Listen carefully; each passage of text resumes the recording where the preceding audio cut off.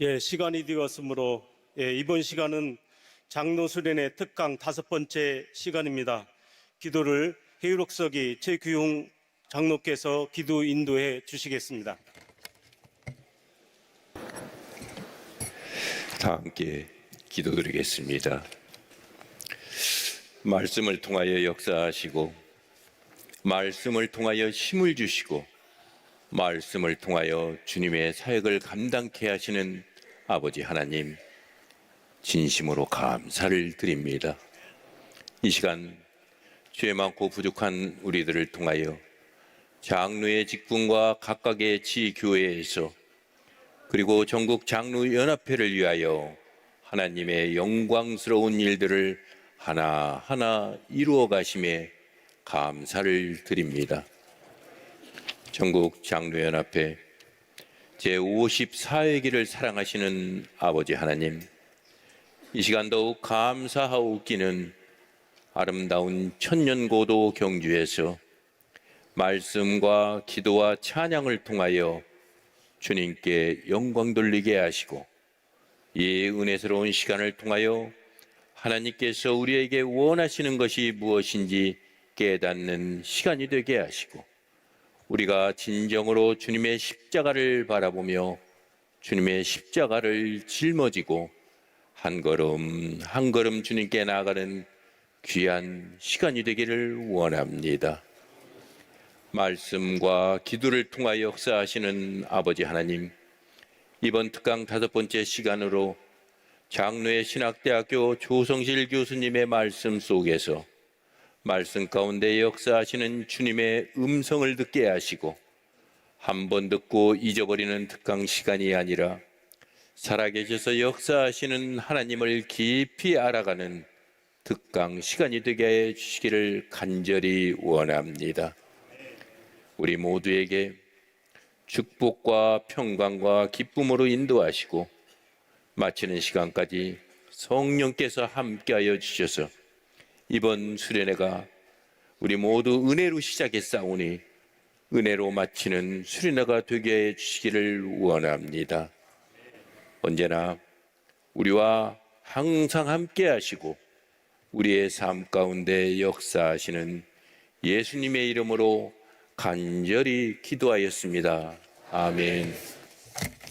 성경봉독을 사업위원회 위원장 김희경 장로께서 해주시겠습니다.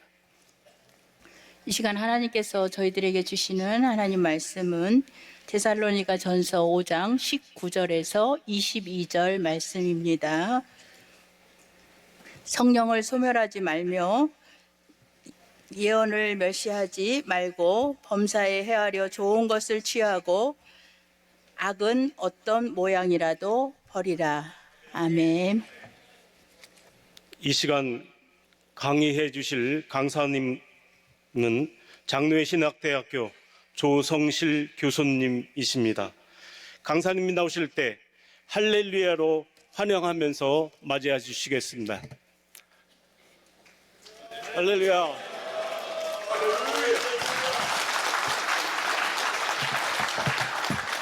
네, 여러분 반갑습니다.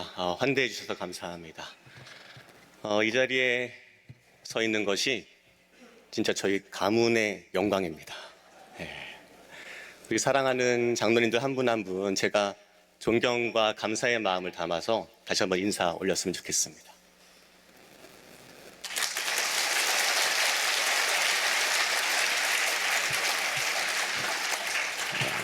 우리 좌우에 계신 분들과 함께 이렇게 인사하면 좋겠습니다. 오늘 주제가 조금 낯선 분도 있으실 것이고 좀 어렵게 느껴지는 분도 계실 거기 때문에 좌우에 계신 분들과 이렇게 인사할 때요, 장로님도 할 수 있습니다 하고 한번 인사해 보겠습니다.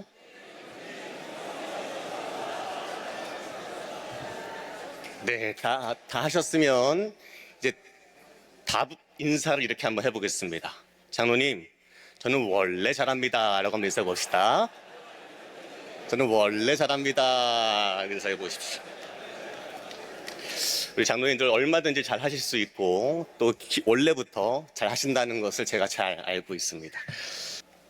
저는 공군 군목으로 사역을 하다가 전역을 한 뒤에 서울 강남노회의 소망교회에서 오랫동안 사역을 해왔습니다. 그곳에서 미디어 부서, 또 교육총괄 목사, 또 온라인 지구를 새로 만들어 보기도 하고요. 또 장년 사역을 담당하기도 했습니다. 그렇게 소망교회에서 14년 8개월을 사역을 했습니다. 그러다가 인공지능이 등장을 하고 인공지능에 대한 주제로 신학 박사 논문을 쓴 다음에 올 3월부터 장로회 신학대학교에서 학생들을 가르치고 있습니다. 그래서 저는 아직까지도 저희 정체성은 현장 중심 또 교회 중심인 목사의 정체성이 더 큽니다. 신학은 교회를 위해 존재하는 것이지 교회가 신학을 위해서 존재하는 것이 아니라고 믿기 때문입니다. 그래서 여러분들 가능하실 때에 제가 이 사역을 잘 감당할 수 있도록 함께 기도해 주시고 중보해 주시면 감사하겠습니다. 본격적인 강의를 하기 위해서 제가 마이크를 두고 좀 앞으로 자리를 옮겨서 강의를 하겠습니다.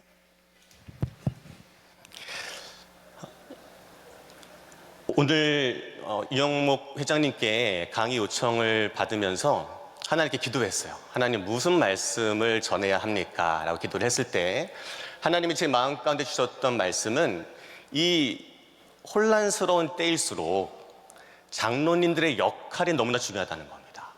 그러면 어떤 역할을 장로님들께서 하셔야 되는가라고 기도했을 때에 제 마음 가운데 주셨던 응답은 두 가지인데요.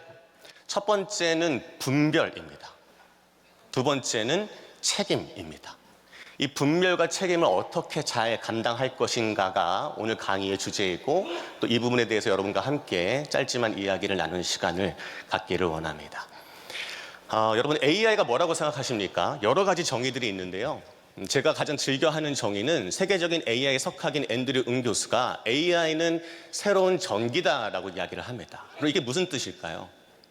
AI가 새로운 전기가 되었다. 여러 가지 해석들이 있을 수 있겠지만 여러분 전기라는 기술이 처음 발명되었을 때를 한번 생각해 봅시다. 하나의 기술로 우리의 삶 가운데 등장을 했지만 이 전기가 집안에 불을 밝히고 공장의 기계를 돌리면서 전 세계로 확장되면서 그때부터 수많은 변화를 만들어내기 시작했다는 겁니다. 그때부터 사람들이 뭐라고 이야기하냐면 전기 기술이 아니라 전기 문명이 되었다라고 이야기를 합니다. 그럼 문명의 특징이 무엇인가 하면 첫째는 이전으로 돌아갈 수 없다는 거예요. 여러분 전기가 발명되기 이전 시대로 돌아갈 수 있습니까? 어렵죠. 또 한 가지는 이 문명이라는 것이 가지는 특징은 이것이 우리의 어떤 기호나 선택의 문제가 아니라는 것입니다. 여러분 중에 전기를 여러분의 기호에 따라서 선택하시는 분이 계십니까? 한 분도 없죠. 우리는 이 문명 시대를 살아가면서 전기를 사용할 수밖에 없는 사람들이라는 겁니다. AI가 새로운 문명 시대로 접어들고 있습니다. 그 말은 AI라는 기술이 발명되기 이전으로 돌아갈 수도 없고 또 AI라는 것이 더 이상 우리에게 어떤 선택의 문제가 아닐 수 있다라는 뜻이기도 합니다. 그래서 우리는 오늘 많은 장로님께서 이 자리에 참석하신 것처럼 이 AI 문명 안에서 과연 교회가 어떻게 존재해야 하는가를 깊이 고민해야 될 시점이 되었다는 겁니다. 인공지능에 대한 여러 가지 이 현황들을 조금 말씀드려 볼게요. 지금 보시는 표는 전 세계 인구들 가운데 AI를 얼마큼 쓰고 있는가를 분석한 표입니다. 여기 보시면 회색 점들이 있는데 이 회색 점은 한 번도 AI를 써보지 않은 사람들입니다. 굉장히 많죠? 그 사람들이 무려 몇 명이냐? 68억 명. 전 세계의 84%는 한 번도 AI를 접해보지 못한 사람들입니다. 그럼 녹색 점들이 아래에 좀 보이실 텐데 녹색 점들은 누구냐면요. 무료 AI 사용자들. 한번 손 들어 보십시오. 난 AI 써봤는데 무료 AI를 써봤다 하시는 분들. 네, 맞습니다. 여러분 잘 보십시오. 이분들은 여러분 전 세계 16%에 드시는 상위권 사람들입니다. 훌륭하신 겁니다, 여러분. 이미. 그럼 여러분 저 아래에 노란색 점이 보이실 텐데 이 사람들은 누굴까요? 노란색 점. 그렇죠. 그냥 유료가 아니라 한 달에 $20 이상의 돈을 내는 유료 AI 사용자들 한번 손들어 보십시오. 우리 참, 네, 훌륭합니다. 잘 보십시오. 이분들은 여러분 0.3%입니다. 상위 0.3%에 속하시는 분들입니다.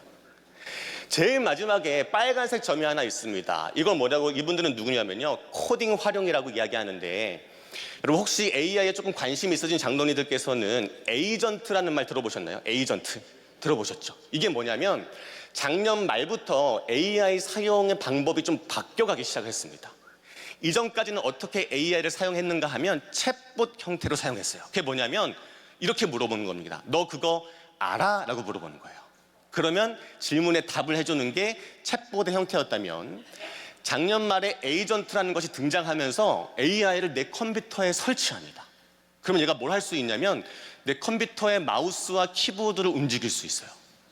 눈이 달려가지고 내 화면에 뭐가 떠 있는지를 볼 수 있습니다. 내 컴퓨터 폴더에 있는 자료들을 다 읽고 만들 수가 있습니다. 이게 에이전트인데, 그래서 에이전트에게 뭐라고 요청할 수 있냐면 너 이거 알아가 아니라 너 이거 해줘, 너가 직접 해줘 라고 하면 얘가 이것을 스스로 수행하는 것을 에이전트라고 이야기합니다. 혹시 장로님들 중에 에이전트 기능을 사용하고 계신 분 계십니까? 손 들어보십시오. 네, 몇 분, 우리 여성 장로님도 계시고요. 높이 손 드십시오. 자랑스럽게. 네, 여러분 보십시오. 세계 0.04%입니다. 어마어마한 분들입니다. 자, 여러분 오늘 강의를 들으시면서 우리가 한 단계씩만 조금 올라가 봤으면 좋겠어요. 한 번도 접해보지 않으신 분들은 AI를 한번 내가 사용해 보겠다. 조금 여유가 있으신 분들은 내가 한번 유료 AI도 써보겠다. 더 할 수 있는 분들은 에이전트 기능이 뭔지 한번 체험해 보겠다라고 한 걸음씩 올라가 보시는 게 오늘 강의에서 우리가 누릴 수 있는 유익 중에 하나라고 생각을 합니다. 여러분 AI 시대에 꼭 필요한 사람이 누굴까 한번 제가 생각을 해봤어요. 누굴까요, 여러분? IT를 잘 다루는 사람이 AI 시대에 꼭 필요한가? 아니면 어떤 한 분야에 대해서 지식과 경험과 정보가 많은 사람이 필요한가? 생각해 보십시오. 전문가들이 이런 얘기합니다. AI 시대에 살아남기 위한 3가지 조건이 있는데요. 첫 번째는 뭐냐면 전문성, 우리가 도메인이라고 이야기하는데 나의 전문 영역에 있는 사람이 살아남는다는 겁니다. 그리고 두 번째는 그 전문 영역 안에서 암묵지라고 하는데, 쉽게 이야기해서 오랫동안 그 일을 하면서 생긴 노하우나 인사이트가 있는 사람이 살아남는다는 겁니다. 그 세 번째는 이러한 것들을 바탕으로 질문할 수 있는 사람, 우리가 프롬프트라고 하는데 AI에게 이런 것들을 잘 질문을 던질 수 있는 사람이 AI 시대에 살아남는 사람이 될 거라고 이야기합니다. 여러분 다시 한번 질문해 볼게요. 여러분, IT를 잘 다루는 사람이 살아남겠습니까? 어떤 분야의 전문성과 인사이트와 노하우가 있는 그런 경험이 많은 사람이 살아남겠습니까? 경험이 많은 사람입니다. 그래서 저는 이 시대의 어르신들, 오랜 이 세월을 이겨내면서 많은 경험과 정보와 노하우와 인사이트를 갖고 있는 그러한 분들이 더욱더 중요해지는 시대가 AI 시대라는 거예요. 이분들이 AI를 배우기 시작하면 이전에는 할 수 없었던 더욱더 놀라운 일들이 펼쳐질 수 있다는 겁니다. 여러분, 교회라고 다르겠습니까? 저는 교회 안에 이 혼란스러운 때에 장로님들의 역할이 그 어느 때보다 중요한 시대가 되었다고 생각을 합니다. 그래서 어떠한 역할을 여러분들께 꼭 부탁드리고 싶냐면, 첫 번째는 분별입니다. 한번 따라해 볼까요? 분별. 무엇을 취할지 무엇을 버릴지를 잘 구분할 수 있는 그 관점, 시선이 오늘날 교회 안에 필요하다는 거죠. 자, 지난 5월 달에 여러분, 한 사람이 인터넷에 이런 글을 하나 올렸습니다. 뭐라고 올렸냐면, 내가 AI로 모네 스타일의 작품을 만들었어요. 한번 모네의 작품보다 뭐가 부족한지 한번 얘기해 주세요 라고 했더니 막 혹평이 달리기 시작했습니다. AI 티가 난다, 깊이가 없다, 색감이 엉망이다, 인간성이 없다, 막 난리가 났습니다. 한참 지난 뒤에 이 사람이 다시 한번 씩 웃으면서 글을 올렸죠. 뭐라고 올렸냐? 사실 이 작품은 모네의 진짜 작품입니다. 그랬더니 사람들이 막 이걸 가지고 혼란스럽다 하면서 이 글이 600, 700만의 조회수를 올렸던 적이 있습니다. 뭐냐면 여러분, 이 시대는 진리를 분별하기 어려운 시대라는 겁니다. 진리를 분별하기 어려운 시대. 여러분, AI가 급속도로 발전하기 때문인데, 여러 AI의 분야들 가운데 여러분 요즘에 가장 빠르게 발전하고 있는 분야가 어딘지 아십니까? 여러 AI 분야들이 있을 텐데 최근에 급속도로 발전하고 있는 분야가 있습니다. 그게 어디냐면 이미지와 영상을 만드는 분야입니다. 왜 그런가? 전문가들이 이야기하기를 이제 글로 AI를 똑똑하게 만드는 시대는 끝났다는 거예요. 처음에 AI가 등장했을 때 챗GPT 3.5의 경우에는 5조 개의 문서를 학습했대요, 여러분. 5조 개의 문서라 함은 인류의 문명이 시작돼서 지금까지 만들어낸 거의 대부분의 문서를 얘가 다 학습했기 때문에 똑똑한 겁니다. 그런데 이 AI가 못하는 게 있다는 거예요, 여러분. 모든 걸 다 알 것 같은데 못하는 게 있었습니다. 뭘까요? 뭘까요? 예를 들면 설거지 같은 건데요. 설거지. 여러분, 설거지를, 우리 여성 장로님들, 설거지를 글로 가르칠 수 있습니까? 어렵죠. 설거지 같은 건 어떻게 가르치는 거예요? 계속해서 그 앞에 시범을 보이면 똑같이 따라하기 시작하는 겁니다. 지금 보시는 이 피지컬 AI는 피겨 03이라는 모델인데 보십시오. 이 피겨 AI 모델의 키가 173cm래요. 얘를 어떻게 학습시키냐? 173cm의 키를 가진 알바생들 수백 명을 뽑습니다. 그리고 안경을 씌우는데 안경에 뭐가 달려 있어요? 카메라가 달려 있습니다. 그 알바생들이 계속해서 설거지도 하고 잔디도 깎고 집안일과 청소를 하면 그 모든 이미지 영상들이 AI의 학습 자료로 쓰이기 때문에 얘가 똑똑해지더라는 겁니다. 지금 보시는 작품이 여러분, 지금 이 빅테크 AI 기업들이 얼마나 치열하게 AI 경쟁을 벌이고 있는가를 단적으로 나타내주는 하나의 작품입니다. 여러분, 이 작품 혹시 아세요? 이 작품이 엄청 비싼 작품이래요. 마우리치오 카텔란이라는 사람이 만든 실제 바나나를 벽에다가 덕테이프로 이렇게 딱 붙여놓은 작품인데 이게 낙찰가가 얼마냐? 97억입니다. 바나나가 썩으면 어떡할까요? 버리고 새로운 바나나 붙여놓으면 됩니다. 97억. 근데 여러분, 이 작품에 대해서 말씀드리는 게 아니라 바나나에 덕테이프를 붙인 건데 지금까지 이미지 생성 모델 중에 가장 똑똑한 모델은요, 제미나이에서 만든 모델명이 뭐냐면 나노 바나나라는 모델이었습니다. 나노 바나나. 들어보신 적 있으시죠? 이게 가장 이미지를 잘 만든다고 생각을 했는데 몇 달 전입니다. 4월 21일에 경쟁사인 오픈 AI에서 새로운 모델명을 출시했습니다. 나노 바나나를 잡기 위해서 새로운 모델을 출시했는데 그 모델명이 뭐냐?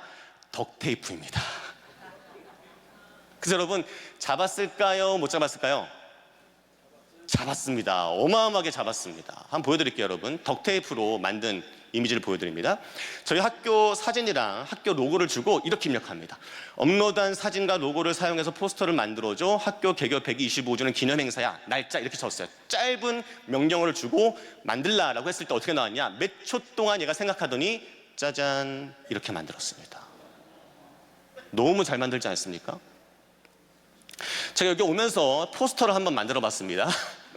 전국장로연합회 로고를 넣고요, 더케이 경주 호텔 사진을 넣고 제 사진을 넣고 이 클래스에 대한 포스터를 만들어줘 라고 했더니 얘가 순식간에 이렇게 만들었습니다. 잘 만들었죠? 이걸 가로밴으로 바꿔줘라고 이야기하면 이렇게 바꿔줍니다. 이제 내가 귀찮으니까 너가 여러 가지 생각해서 행사에 필요한 모든 디자인을 다 만들어줘라고 이야기하면 여러분, 얘가 예 알겠습니다 하고 보십시오. 현수막, 포스터, 책자, 명찰, 배너, 시간표, 파워포인트 한꺼번에 다 만들어줍니다. 여러분 머릿속에 드는 생각은 뭡니까? 아, 자녀 손주들 디자이너 시키면 안 되겠구나. 여러분, 이미지 영상 생성 회사들이 우리 회사가 영상을 잘 만들어, 이미지를 잘 만들어라고 이 측정하는 척도 중에 하나가 흔히 유행어 밈이라고 하는데 뭐였냐면요, 여러분 윌 스미스라는 영화배우 아세요? 혹시 흑인 영화배우? 그 영화배우가 스파게티 먹는 장면을 너가 만들어봐라 라는 거였습니다. 불과 2022년 한 3년 4년 전만 해도요 형편없었습니다. 볼륨을 좀 올려주십시오. 네, 볼륨 올려주세요. 작년부터 23년부터 영상을 만들면 이렇게 만들었습니다. 25년부터 갑자기 잘 만들기 시작하죠. 볼륨이 안 나오나요? 올해 초부터 급속도로 잘 만들기 시작합니다. 네. 여러분 보이십니까? 윌 스미스도 헷갈리지 않을까요? 여러분, 내가 언제 먹었었나 하고 생각하지 않겠습니까? 또 여러분, 요즘에 굉장히 핫한 교회 중에 하나가 무진중앙교회라는 교회인데 혹시 들어보신 분 계신가요? 무진중앙교회. 이 교회는요, 인스타에서 이런 팔로워들이 있는데 여느 교회들처럼 청년부 단기 선교를 이렇게 떠납니다. 근데 가서 전도하는 청년들의 복장이 좀 특이하죠. 그리고 전도사님이 부서에서 전도를 하는데 전도사님 복장이 좀 이상합니다. 또 정병 퇴치 특별 기도회라는 것을 하는데 모인 사람들의 복장이 이상하고요. 이 권사님은 너무 은혜를 받아서 헤드뱅잉을 하고 있습니다. 세례를 부르는데 지금 누구에게 세례를 주고 있습니까? 로봇에게 세례를 주고 있습니다. 그리고 전도지를 나눠주는데 이렇게 합동교단의 로고를 넣어서 전도지를 만들었습니다. 이 교회는 뭘까요, 여러분? 실제 존재하지 않는 교회입니다. 누군가 가짜로 만들어낸 교회예요. 제가 국민일보 컬럼에 이런 얘기를 썼습니다. 백견불여일문의 시대다. 이건 무슨 뜻일까요? 원래는 뭡니까? 백문불여일견이잖아요. 그런데 더 이상 눈에 보인다고 그것을 진리로 믿는 시대는 끝났다는 거예요. 더 이상 지혜가 아니라는 거예요. 그럼 뭐냐? 들을 문자가 아니라 물을 문자를 써서 뭐라고 이야기해야 되냐면 백견불여일문. 실제로 질문을 던질 수 있는 것이 훨씬 중요한 시대가 되었다는 겁니다. 이게 진짜냐? 모든 사람들이 진리라고 이야기를 하고 있는가? 믿을 만한, 신뢰할 만한 채널에서 이야기하고 있는가? 이런 것들을 확인할 수 있는 능력이 이 시대에 더욱더 필요하다는 거죠. 그래서 여러분, 제가 강조하고 싶은 것은 뭐냐면 교회 안에도 이러한 AI 리터러시 교육이 필요하다는 거예요. 성도들에게 무엇이 참이고 거짓인지를 분별할 수 있는 질문을 던질 수 있는 능력을 가르쳐야 되고, 특별히 여러분 교회의 노예의 교단 차원에서도 이러한 것들이 잘 관리되고 있는가, 교회의 이미지나 어떤 교회의 말씀들 이런 것들이 잘 관리되고 있는가를 끊임없이 모니터링할 필요가 있다라는 겁니다.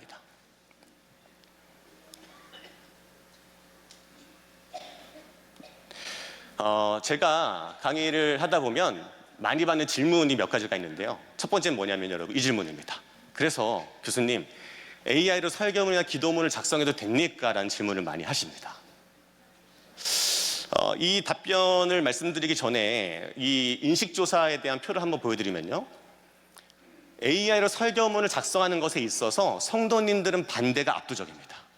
연령대에 따라서 약간 차이가 있긴 한데 반대가 압도적이고, 두 번째는 그 이유가 뭐냐라고 물었을 때에 목사님들의 묵상의 기회가 많이 뺏길 수 있다라는 것입니다. 반면에 목사님들은 44%가 AI가 향후에 설교의 필수적인 조건이 될 것이다라고 또 답변을 했습니다. 뭐가 느껴지십니까, 여러분? 이겁니다. 목회자와 성도들 간의 인식 차이가 존재한다는 거예요. 이때 우리가 기억해야 될 하나의 개념이 있는데 그게 뭐냐면 그림자 사용이라는 겁니다. 이게 뭐냐? 현재 미국의 회사에서 지난 4월 달에 하버드 비즈니스 리뷰에 나왔던 기사인데 미국 회사 직원들이 회사에서 일을 할 때 AI를 사용하기 위해서 여러 가지 노력들을 했을 때에 여러 가지 제한이 있고 또 까다롭다 보니까 이 사람들이 어떻게 하는가? 몰래 사용하더라는 거예요. 몰래. 이것이 회사의 보안이나 아니면 장기적인 성장에 큰 위험과 걸림돌을 가져올 수 있다라는 내용이었습니다.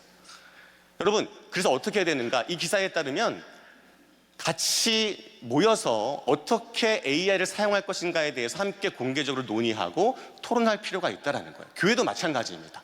목회자나 성도들이 어떻게 AI를 쓰는가에 대해서 우리가 쉬쉬하는 게 아니라 함께 모여서 정리하고 어떻게 나아가야 할 방향성을 함께 논의하는 그러한 자리가 꼭 필요하다라는 거죠. 자, 두 번째 제가 많이 받는 질문 중에 하나는요, 이겁니다. 그러면요, AI로 작성한 글을 탐지, 알아차릴 수 있는가? 이 질문은 누가 많이 하실까요? 장로님들이 많이 하십니다. 장로님들이 언제 많이 하시는지 아세요? 특히 청빙 앞두고 많이 하십니다. 이 설교나 자기소개서가 AI의 도움을 받아 쓴 게 아닌가라는 것들을 알기 원하신다는 거예요. 여러분, 실제로 이러한 AI 탐지기라는 것들이 있어요. 이 글이 AI가 썼는가 아닌가를 탐지할 수 있는 글입니다. 이 사람이 누구냐면요, 안드레아 카파시라는 세계적인 AI의 이 리더예요. 이 사람이 한마디 하면 이 어깨가 떠들썩한데요. 이 사람이 학교 이사회에 가서 뭐라고 이야기를 했냐면 이렇게 얘기했습니다. AI의 사용을 감지하는 것은 결코 불가능하다. 단언컨대 그렇다. 모든 AI 탐지기들은 실제 작동하지 않고 다양한 방법으로 무력화될 수 있다라고 이야기를 합니다. 또 우리나라의 경희대학교의 이경전 교수님도 같은 이야기를 합니다. AI가 썼는지 사람이 썼는지를 완전히 구별하는 것은 어때요? 불가능하다라고 이야기를 합니다. 한 대학교에서 이런 일이 있었어요, 여러분. 교수님들이 학생들이 AI를 너무 쓰는 것 같으니까 앞으로 너네 학교에 이런 AI 탐지기가 있었나 봐요. GPT 킬러라고도 이야기하는데, 이 AI 탐지기의 레포트를 돌려서 표절률, 거기 표절률이 나오는데 AI 표절률이 5% 미만의 글들만 너희가 제출을 해라라고 했거든요. 그러니까 학생들 막 난리가 났습니다. 아니, 이 시대에 AI를 못 쓰게 하는 게 말이 되냐라고 이야기하기도 하고, 또 한 친구들은 이 탐지기가 부정확하다라는 거예요. 탐지기의 표절률을 낮추려면 어떻게 되는가? 글을 못 써야 됩니다. 글을 못 쓰면 얘가 인간이 썼구나라고 인정해 준다는 거예요. 그런데 여러분, 더 재미있는 것은 학생들이 짓궂어서 교수님들이 올린 그 공지글 있지 않습니까? 그 공지글을 AI 탐지기에 돌려봤습니다. 표절률 몇 퍼센트 나왔을까요? 6%가 나왔습니다. 교수님 보십시오. 교수님 글도 얘가 표절했다고 나오는데 이걸 어떻게 5% 미만으로 합니까? 라고 해서 이 정책을 철회했던 적이 있습니다. 그래서 여러분, 바로 지난주에 나왔던 최신 기사인데 AI 탐지가 믿을 수 있는가? 결론부터 이야기하면 변덕스럽다는 겁니다. 그리고 이들이 AI가 썼을 것이라고 탐지한 글들 중에 뭐가 있었냐면, 셰익스피어의 맥베스라는 작품도 AI가 만들었을 것이라고 이야기하고, 미국의 헌법도 그렇고 심지어 창세기를 AI가 썼습니다라고 답변했다는 겁니다. 더 문제는 이겁니다, 여러분. 장로님께 꼭 아셔야 되는 것인데, 휴머나이즈라는 기능이 있습니다. 이게 뭐냐면요, 여러분, 인터넷 잘 뒤져보면 AI가 쓴 글을 휴머나이즈 기능을 넣어서 바꾸면요, AI가 아니라 인간이 쓴 글처럼 바꿔줍니다. 이걸 유료로 판매를 하고 있어요. 무슨 얘기냐?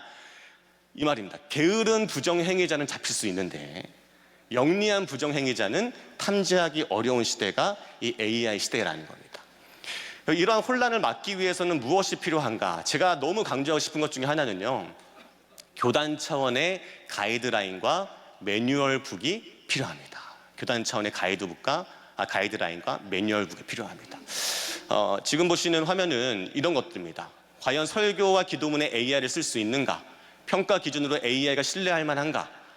AI의 사용에 대한 그 고지를 어떻게 하는가? 또 개인 신방 상담 내용을 AI에 입력해도 되는가? 교회 학교에서 AI를 어떻게 아이들에게 가르칠 것인가? 이런 수많은 것들을 누군가는 정책적으로 정하고 알려줄 수 있어야 된다는 거예요. 여러분, 제가 지난 학기에 학생들과 신대원생들과 수업을 하면서 이 홈페이지를 제가 혼자 만들었습니다. 이게 뭐냐면요, 전 세계 국가와 기관과 교단들, 종교에서 나온 모든 가이드라인들 다 모아놓은 페이지입니다. 그래서 관심 있으신 분들은 저 QR코드를 딱 찍으시면 접속할 수가 있는데, 전 세계에서 나온 48건의 가이드 문서들, 또 국가와 기관과 교단들에서 나온 윤리 가이드라인들, 매뉴얼북들을 다 모아서 연구를 해봤습니다. 그래서 이런 것들을 더 구체적으로 교단 내에서 만들었으면 좋겠다는 거죠. 우리 교단에서도요, 지난 2023년에 AI 시대 목회자 윤리 선언을 선언했거든요. 그런데 그 양이 어떤가? 2페이지가 전부입니다. 하지만 다른 그 어떤 교단보다 빠르게 가이드라인을 설정했다면 이제는 뭘 해야 되는가? 구체적인 상황에 맞춰서 어떻게 AI를 써야 되는가에 대한 지침이 필요할 때가 되었다는 겁니다. 그래서 제가 장로님들께 꼭 부탁드리고 싶은 것은, 여러분들이 가진 전문성과 경험과 노하우들을 이 분별의 기준을 세우는 데에 함께 동참해 주시기를 부탁을 드립니다. 여러분, 교회에서 또 노회에서 총회에서 이러한 역할들을 함께 해 나가실 수 있도록 함께 마음을 모아주시면 좋겠습니다. 두 번째는 뭐냐면요, 책임에 대한 역할입니다. 한번 따라해 볼까요? 책임은 활용에 대한 부분입니다. AI를 우리가 안 쓸 수는 없는데, 그렇다면 어떠한 방향으로 써야 할 것인가에 대한 내용을 조금 말씀드릴게요. 여러분, 2024년에 스웨스에 치른 한 성당에서 흥미로운 프로젝트가 진행됐는데 이름하여 데우스 인 마키나라는 프로젝트입니다. 이 고해성사 부스에 딱 들어가면 신부님이 나오는 게 아니라 AI 예수가 등장합니다. 그래서 질문을 하면 답변을 해주기 시작하는 거죠. 참석한 사람들의 반응이 이렇습니다. 정말 놀라웠어요. 기계인데도 이렇게 많은 조언을 해주다니 간편하고 신기했습니다. 2달 동안 1000여 명의 방문객이 소통을 했는데요. 그중에 무려 3분의 2가 영적인 체험을 했다라고 응답합니다. 그래서 이 실험을 하다가 이 지도했던 교수가 너무 깜짝 놀라서 조기에 프로젝트를 종료하면서 이렇게 이야기합니다. 믿음과 목회적인 돌봄, 종교 안에서 삶의 의미를 찾는 일에 있어서는 우리가 매우 조심할 필요가 있습니다. 이런 영역은 본질적으로 인간이 AI보다 훨씬 뛰어나며 결국 인간이 감당해야 할 일입니다 라고 이야기합니다. 저는 100% 동의를 합니다. 그러면서 떠올랐던 영화 장면이 하나 있는데 여러분, 이 장면 혹시 기억나십니까? 영화 속 한 장면인데, 그렇죠, 기생충이라는 영화죠. 이 영화에서 가난한 집안 아이들이 지금 뭘 찾고 있어요? 인터넷, 스마트폰으로 무선 인터넷 윗집거리를 연결하려고 막 찾고 있습니다. 이게 영화 속에서 가난한 집 아이들의 묘사였거든요. 반면에 부잣집 아이들이 어떻게 묘사가 되는가? 여러분, 부잣집 아이들은요, 스마트폰을 보지 않습니다. 영화 속에서. 대신 보이스카우트 캠핑을 가고 그림을 그리고 넓은 잔디밭에 인디언 텐트가 서 있는데 거기서 아빠랑 무전 놀이를 합니다. 여기서 알 수 있는 게 뭐냐면 기술의 발전이 우리의 생각처럼 흘러가지 않더라는 겁니다, 여러분.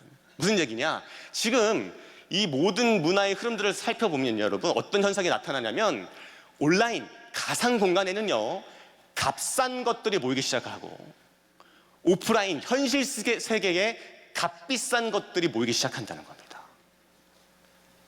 여러분 중에 혹시 향수 뿌리시는 장로들 많이 계신가요? 멋쟁이 장로들 계실 텐데, 저도 안 뿌리다가 얼마 전부터 뿌리기 시작했는데 우리나라가 세계 3대 향수 시장으로 편입되고 있대요. 누가 그렇게 많이 뿌리냐? 10대, 20대 아이들이 어마어마하게 뿌립니다. 우리 대학생들은 알바비 모아가지고 비싼 향수를 사고, 중고등학생들은 올리브영 가가지고 싼 향수를 사고, 초딩들은 어떻게 할까요? 다이소에 가서 방향제를 산대요. 방치. 그걸 막 뿌리고 다녔대요. 왜 뿌릴까요, 여러분? 이 아이들에게는 몸으로 향유할 수 있는 것이 가치 있다고 느껴지기 때문입니다. 얘들은 태어날 때부터 스크린에 둘러싸여 살아온 세대예요. 밥 먹다가 엄마가 애가 막 울면 뭐부터 줘요? 뽀로로부터 보여주잖아요. 그랬더니 이 아이들이 직접 몸으로 느끼고 만지고 경험할 수 있는 것이 훨씬 더 큰 가치로 다가오고 있다는 것이죠. 실제로 MZ세대에게 너희 온라인과 오프라인 쇼핑 중에 어디를 더 선호하냐고 물었을 때 Z세대의 82%가 저는 오프라인 쇼핑을 더 선호합니다라고 이야기합니다. 여러분, 여기서 알 수 있는 게 뭐냐면 교회에 희망이 있다는 겁니다. 뭐냐면 여러분, 아직까지 교회는요, 교회에 가면 누굴 만날 수 있냐? 목사님, 전도사님, 장로님, 선생님을 만날 수 있다는 거예요.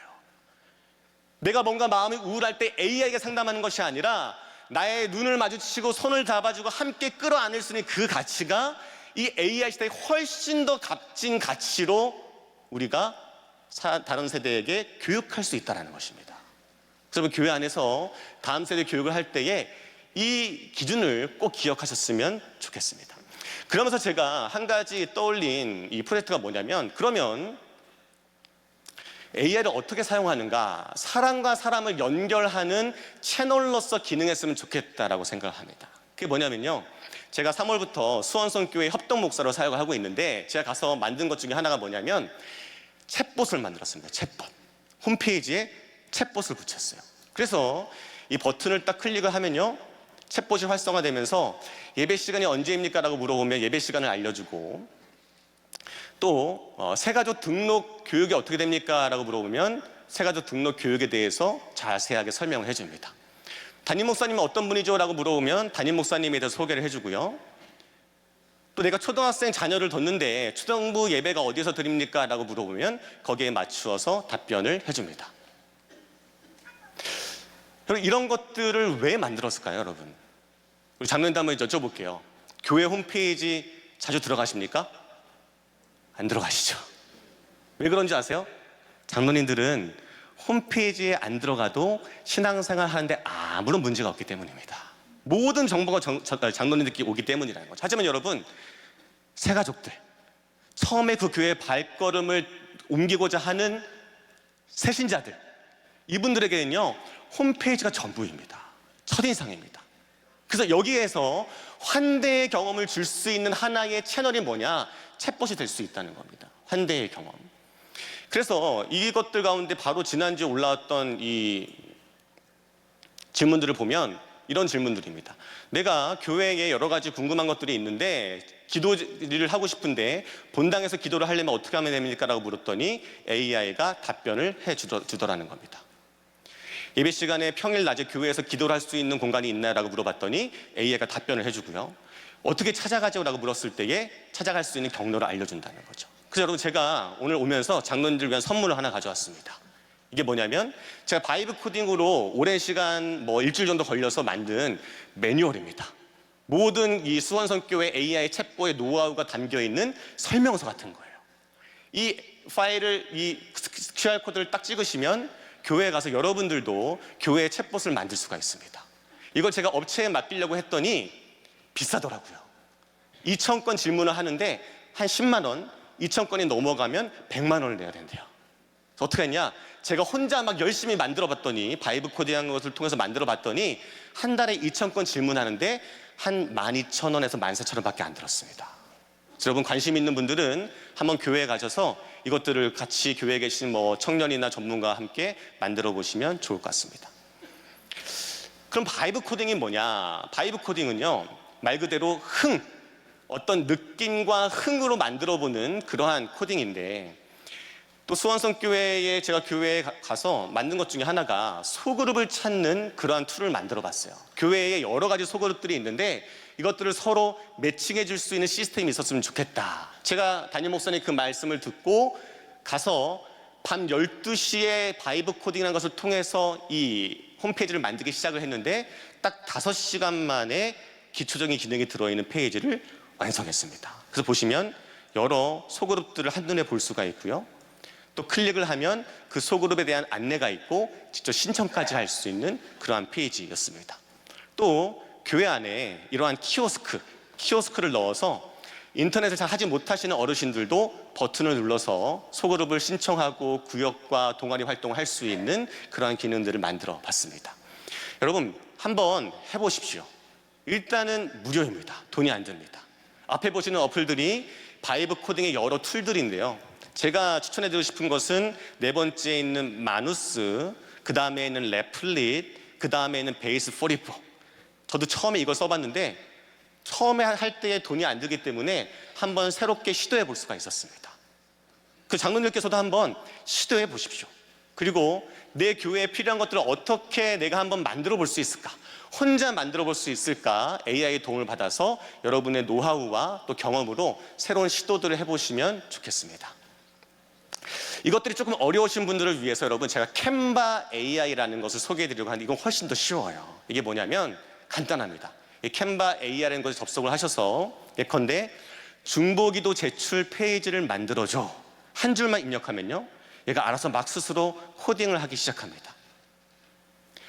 그래서 이렇게 중보기도 제출 페이지를 얘가 완성을 해줍니다. 또 중보기도 제출 페이지를 완성을 해주고요. 또 교회학교에서 사용할 반별 출석부를 만들어줘 라고 이야기하면 얘가 또 막 코딩을 해서 교회에서 쓸 수 있는 반별 출석부를 스스로 만들어줍니다.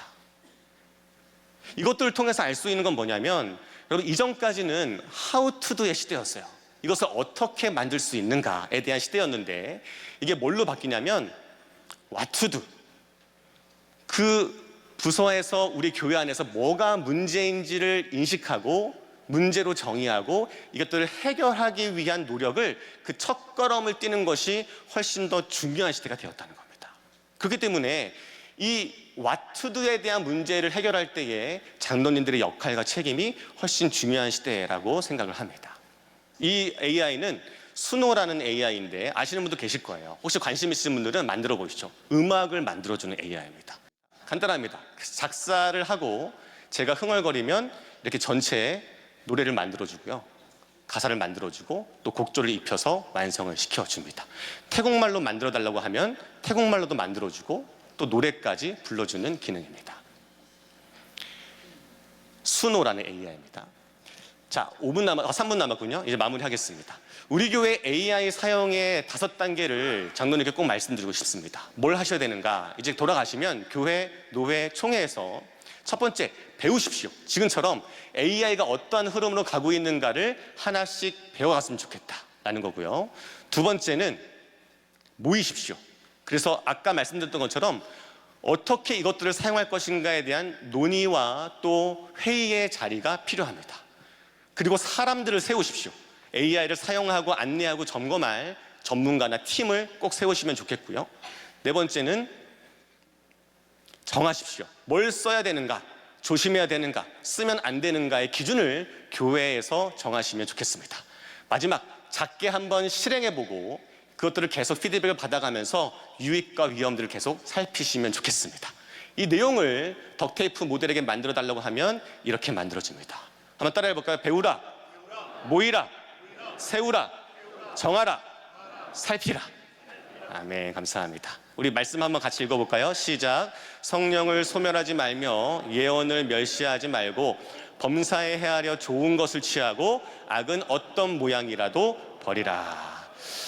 여러분, AI 시대에 분별과 책임을 감당할 수 있는 장로님들의 역할이 그 어느 때보다 중요한 시대입니다. 그래서 이를 위해서 배우고 모이고 세우고 정하고 살피는 귀한 장로님들 되시기를 주님의 이름으로 축복합니다. 감사합니다.